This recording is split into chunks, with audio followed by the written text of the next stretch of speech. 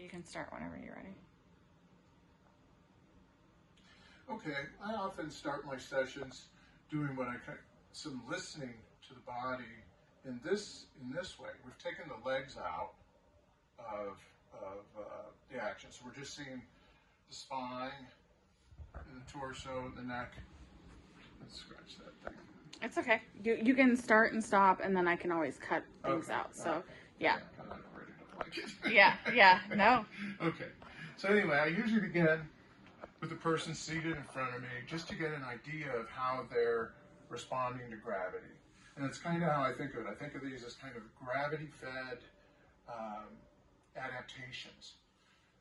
So I think of the body often as we can think of it as three-dimensional, right? So it's not just the thorax or just the abdomen or just the spine. It's how is this cylinder, this body, responding in gravity. And so with just gentle movements, I can begin to notice tendencies. So this moves a little easier. Well, see, now she's helping me here.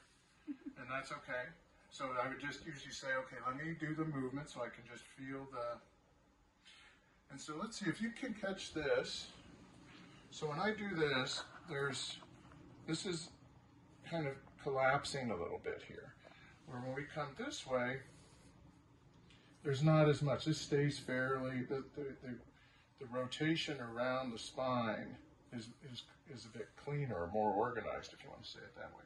When we come this way, there's a little collapse here, or a little side bending, if you want to call it that.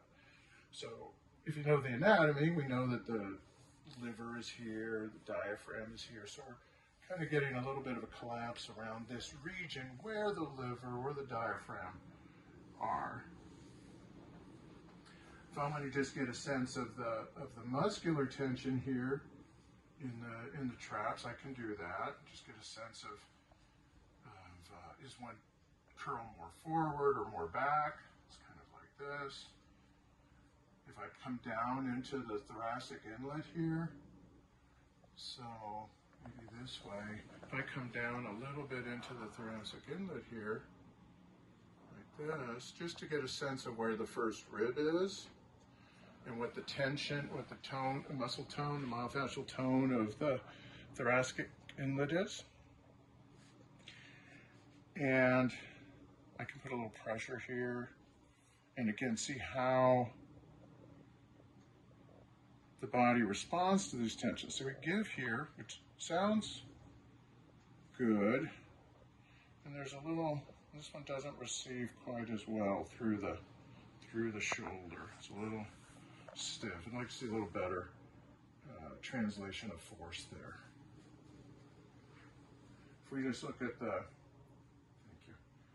if we look at just general cervical mobility here, just real general here, not even getting very specific.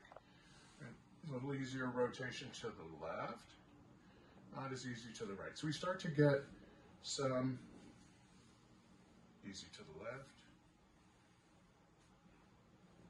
not as easy, a little less integrated to the right.